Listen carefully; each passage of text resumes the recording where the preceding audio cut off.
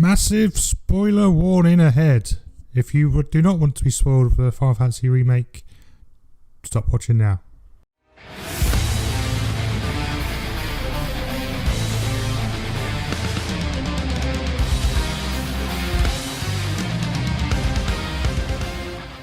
Hello everyone, this is a bit of a random video. I thought I'd put together some thoughts on the latest Final Fantasy VII Remake game. Pretty much played through the entire game itself. I just want to say how fantastic it really is. Honestly, for a remake of a 20-year plus game, it is such a fantastic job that's been done by the makers of this game, Square Enix. In general, sort of the way it physically looks is beautiful. Like most recent Final Fantasy games, the visuals have always been quite stunning. The world building itself is also super. I want to sort of mention some of the areas in the games with like Sector 6 and Sector 7. They basically built them from the ground up from what they've had from previous games, but then they've developed them into their own thing and in their own world. It's pretty fantastic to see how the original view of the games has come into conception, and the fact they've put so much effort to add extra things into each area to make it more interesting, and that there's more things going on, that there's more interaction with people there. There's not just people hanging out in bars and things like in the original game. There's actual people like physically going by their day, doing different tasks as you walk around to Sector 6 and Sector 7. And it's just such a brilliant thing to see that there's just so much world building going on within the game. In terms of the actual areas itself, we start off with the original intro screen, which was a good sort of memory from the previous game, where you see Aerith for the first time. Aerith, not Eris, as previously was on the European release of Final Fantasy, which has always been strange. Yeah, so you start off in this sort of the intro where you sort of pan out of Midgar itself, like you see in the trailers and things, and then it comes out and comes back into where the train area is. And the fact that you can start from the start of the game there, you know that you're in for a different experience. So the way the battle system's set out, the way the characters move and interact with each other, it's just really well done.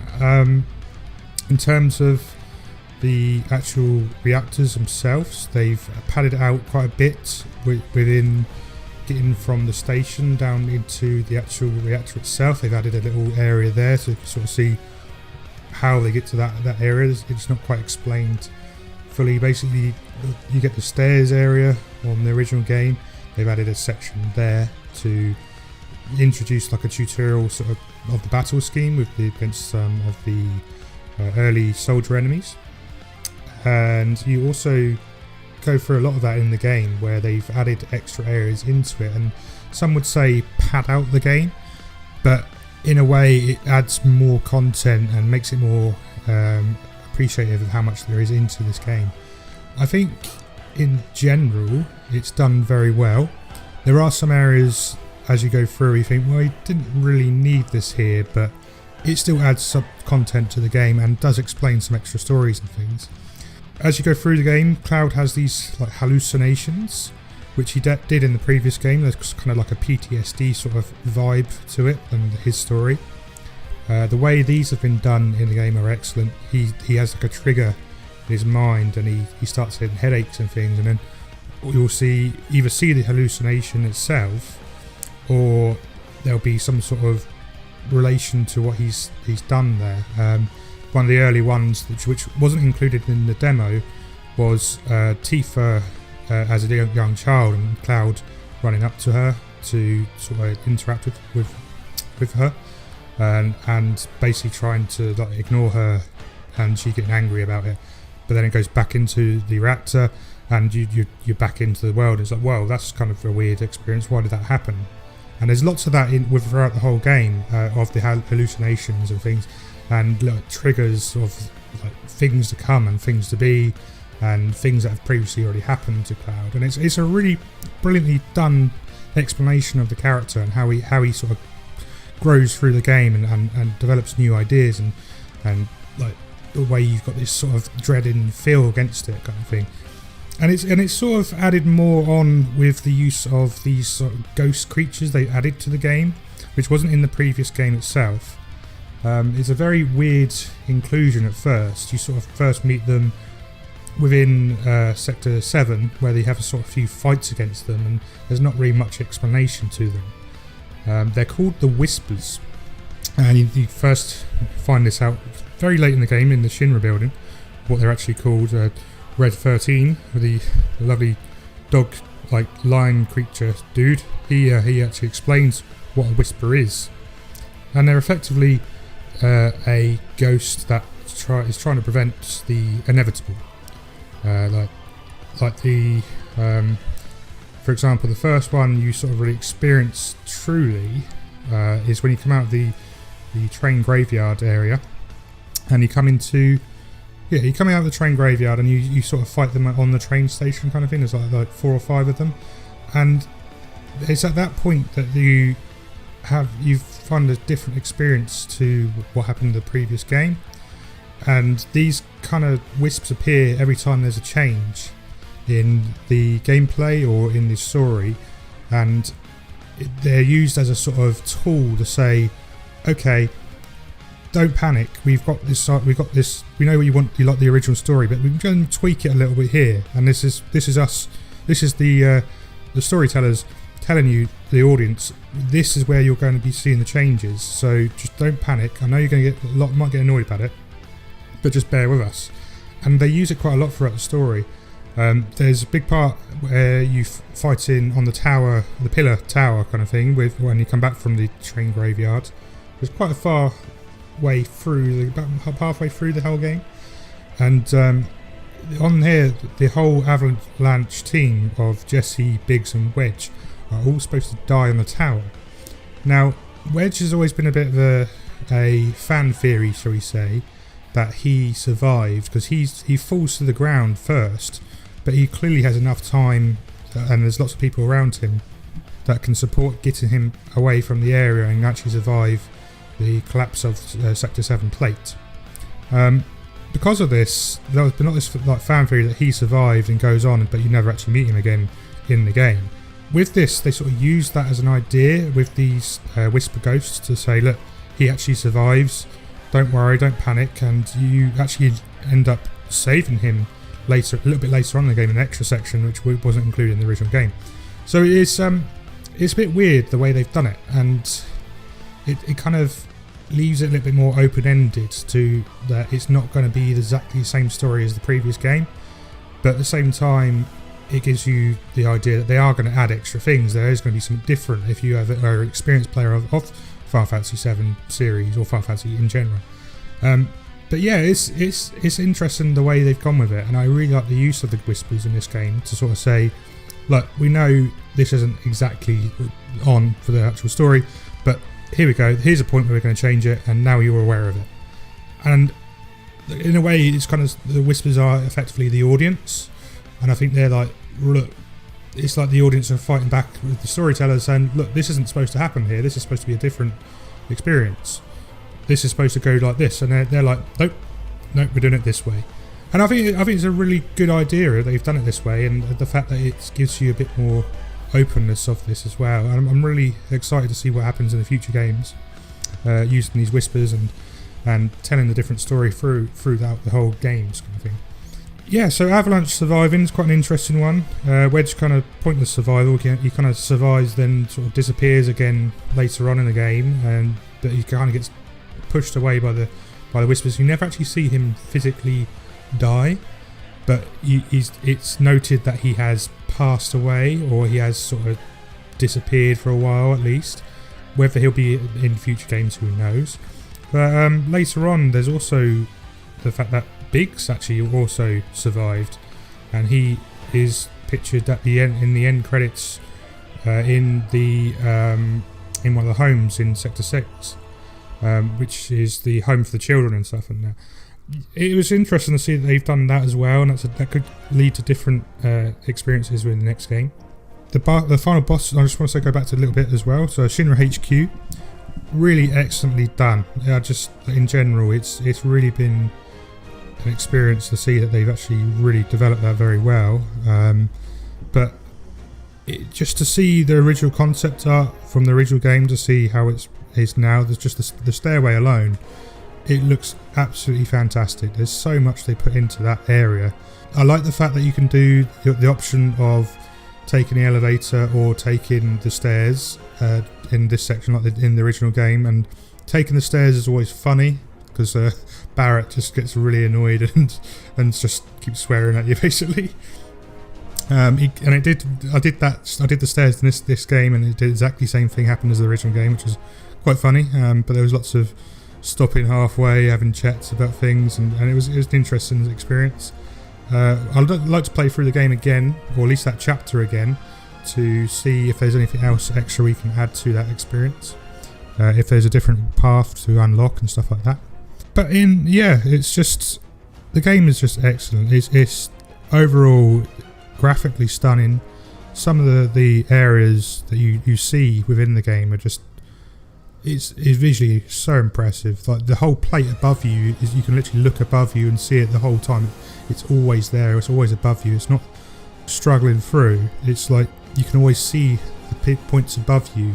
So for instance, in the second reactor, when you fall after the armor battle and you fall into the church, as you go outside from there and on top of the rooftops, you can look back on the church and see the hole where you fell into. But if you look up above from that, you can literally see the second reactor where you've fallen and where the explosions happened, and the fact that you've fallen that far. And it's quite an impressive like continuity kind of thing. It's literally spot on where it should be.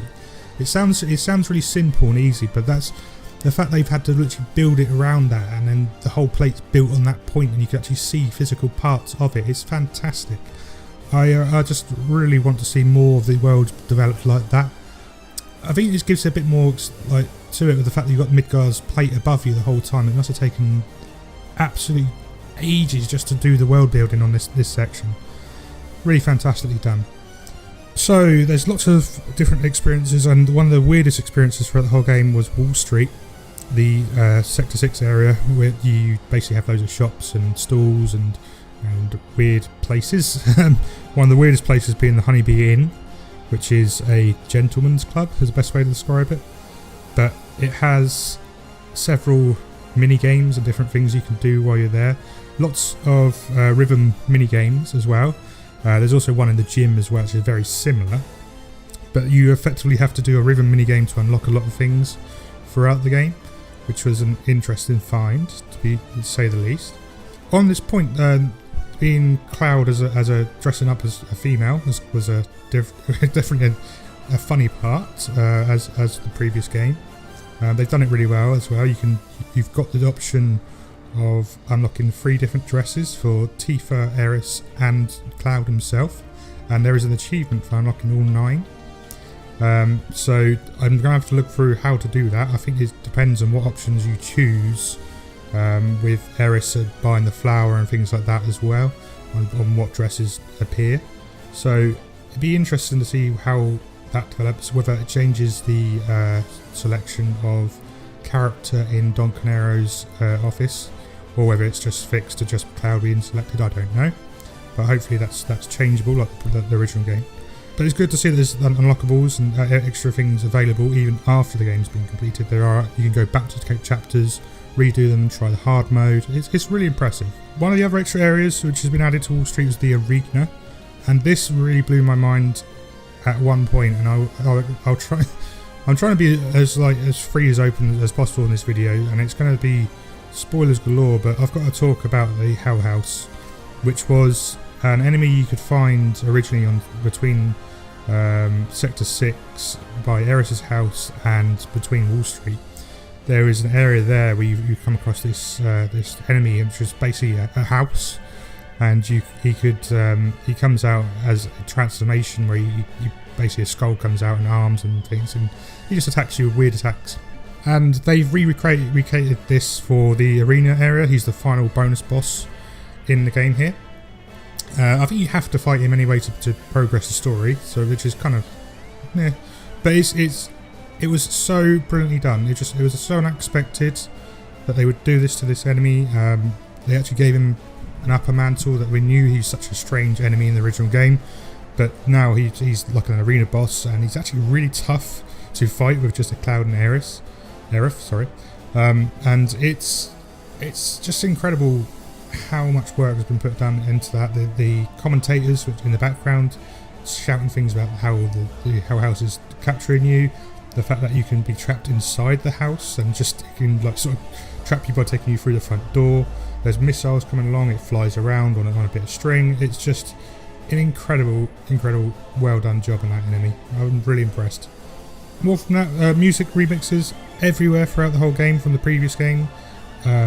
They get the extra like discs you can unlock to go and listen on jukebox, but there are also plenty of different music remixes throughout the whole different areas.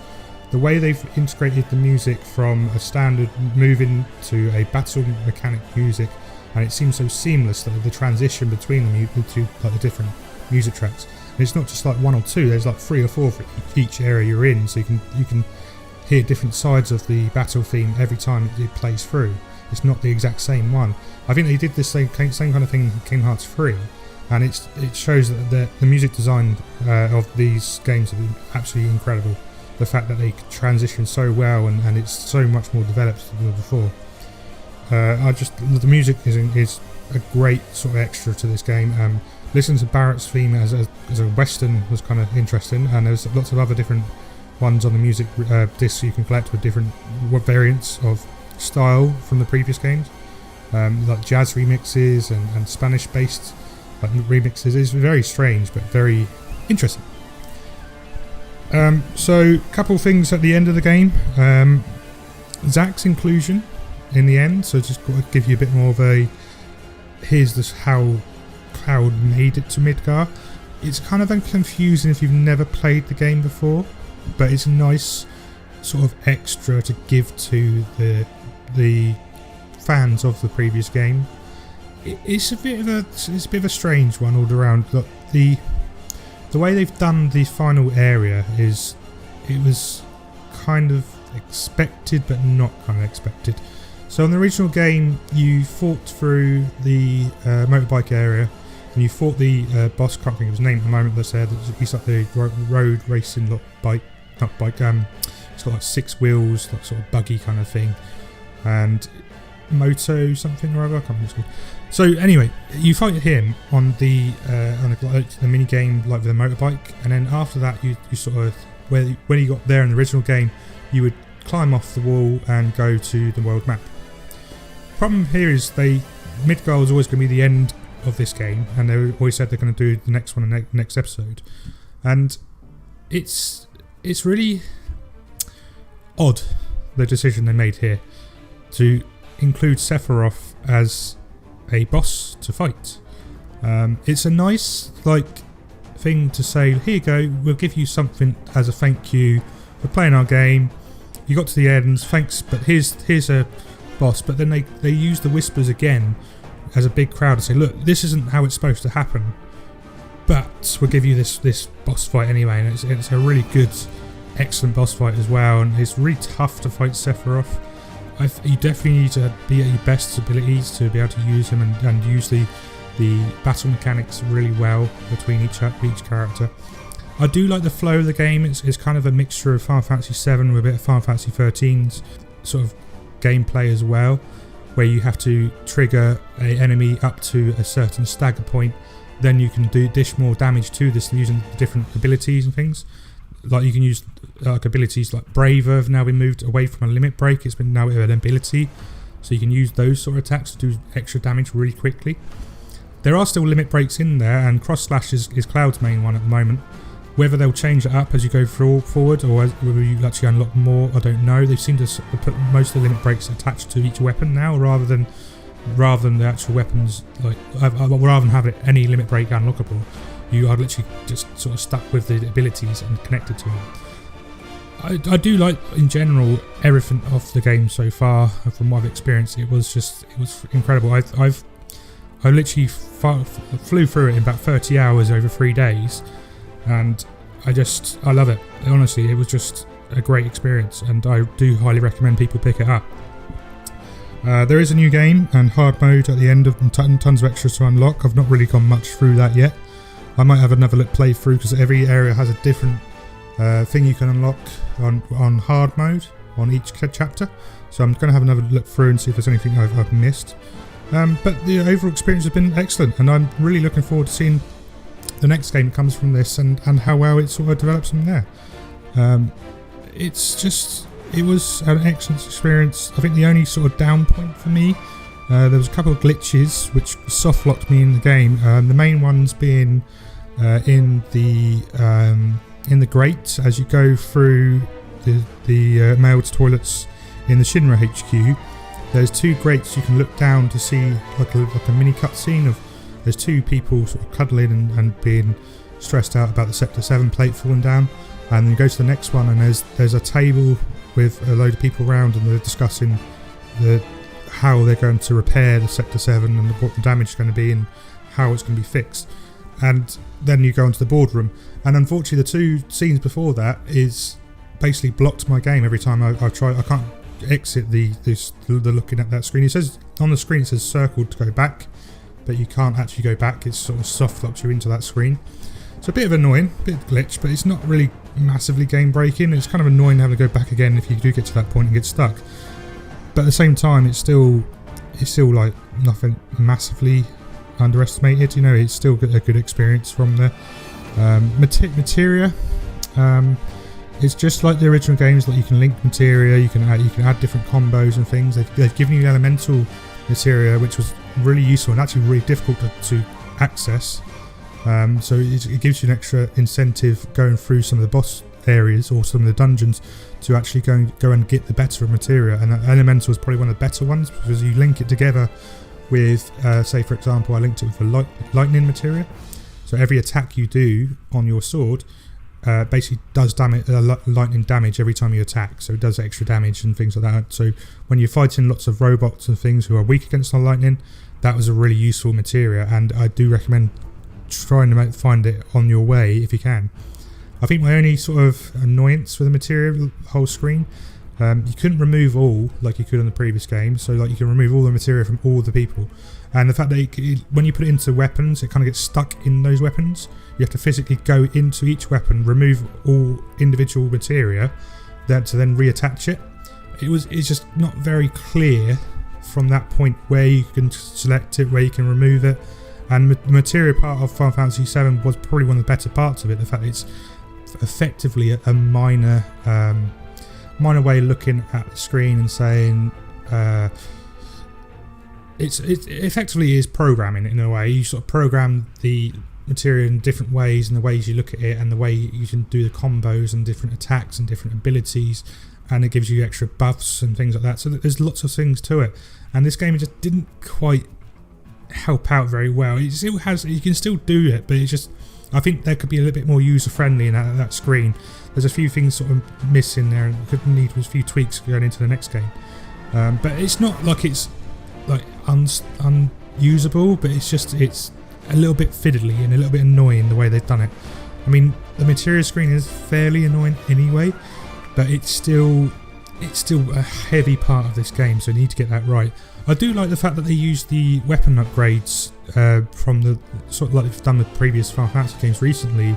They're using that area as the level up system on each weapon, so you can actually give different abilities to each weapon. So if you wanted just a pure magic weapon, you could do a pure magic ability one.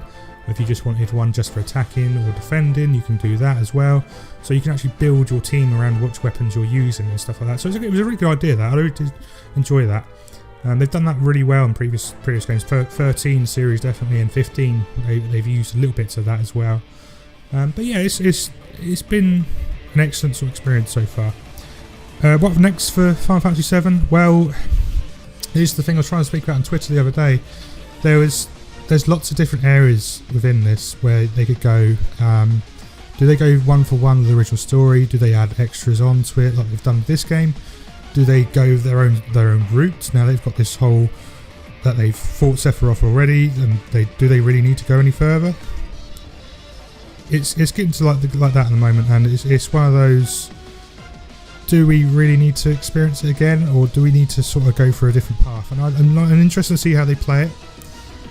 But there's going to be lots of different areas to experience. So the next area will be Calm, where they talk about what happened with Sephiroth and how Cloud's experience with him and Tifa's experience with him in their hometown. I'm looking forward to seeing that in a more graphical sense. Seeing Sephiroth destroy a dragon should be quite interesting as well if that happens. Then you've got the Chocobo farm, unlocking things as well there. Because you get a lot of the material of the summons already, I don't know how I'm going to play that. And this is the other thing that sort of worrying me about this game in the future is if it's based on the levelings in this game, and you've now got the ability to basically up your level your character as much as you want, up to level 99 if you really wanted to, what will happen in the next game?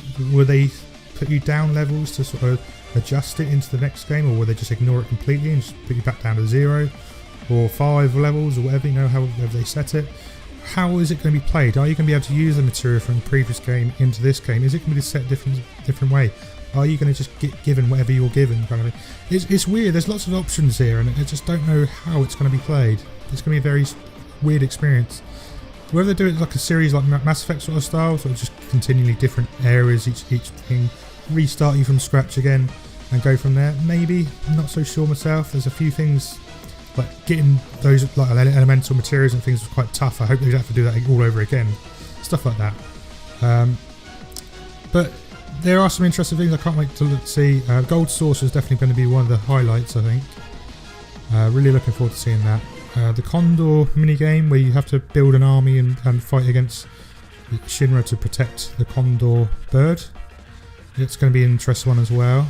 Also, the extra summon materials to see. Bahamut with the Neo Zero and the regular Bahamut Zero. That's going to be interesting to see those summons and what they do with them, and whether they actually do like they did in the original game. Literally, one of them goes into space and fires a laser beam down. Whether we're going to finally see the Sephiroth summoning material he has his own, where he literally destroys the whole space and comes and attacks you. That'll be excellent to see. The weapons which happen from the original game, which are giant monster like Godzilla-like style monsters that come to protect the planet. It's just so much more they're going to be in the next game. I just cannot wait to see. How well and presented they've done with this game, I cannot wait to see what they do with the next game. But it's just one of those. We've got to take it as it is at the moment, and it's been really, really good. Really enjoyed it. Highly recommend picking it up, especially if you're a massive FF7 fan. I would definitely say pick it up. If you're not so much of a fan, I would say still try it. It's still a great game. Try the demo out if you're interested. But yeah, it's overall excellent experience. Highly recommend, and hopefully we'll see more of the same in the future. So on that note, I want to say thank you very much for watching or listening, and I'll love you and leave you from there, and catch you all very soon. Bye bye.